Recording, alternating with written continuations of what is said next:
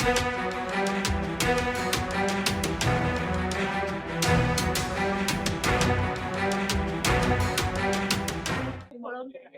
बंद पडलेली आहे, काय सांगणार? मला असं वाटतं की निवडणूक आयोगांची तयारी ही पूर्ण झालेली दिसत नाही. ज्या पद्धतीने मतदान व्हायला मतदान केंद्रांवर तयारी हवी होती तशी दिसत नाहीये. प्रचंड गोंधळ आहे. अनेक ठिकाणी बटन दाबलं जात नाहीये, काही ठिकाणी बीप होत नाहीये, काही ठिकाणी शॉक लागतोय मशीनला, काही ठिकाणी दीड तास झाला मशीन रिप्लेस होत नाहीये. सो हे सगळे ज्या गोष्टी आहेत या मतदानाचा टक्का कमी करण्याच्या दृष्टीने आहेत. या असंच चालू राहिलं दिवसभर तर 50-55% वरती मतदान होताना मला दिसत नाही. 100% घसरणार आहे. लोक किती वेळ वाट बघणार ना. हो, दीड तासाच्या वर दीड तास लोक नाही थांबणार हो. कारण सरकारला सुट्टी, गव्हर्नमेंट जॉबवाल्यांना सुट्टी आहे, प्रायव्हेट जॉबवाल्यांना सुट्ट्या नाही आहेत. त्यांना त्यांचं मतदान करून त्यांच्या कामावर परत जायचंय. जर अशाच प्रकारचं राहिलं तर लोक निघून जाणार.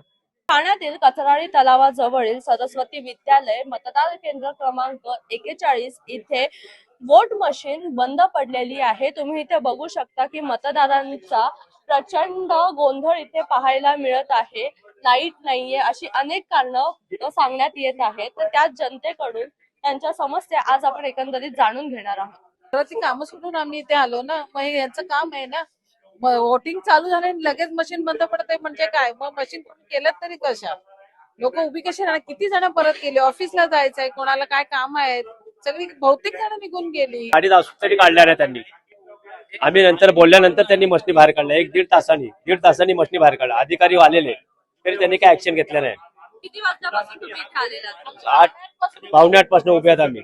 मतदानाचा घोळ होत आहे, काय सांगणार? हो खरं आहे ते। आम्ही 8 वाजल्यापासून अजून उभंच आहोत इथे। अजून काय आता नुकताच मशीन, आम्ही तर निघालो होतो घरी जायला, पण मशीन चालू झाली म्हटल्या म्हणून आम्ही थांबलोय आता परत।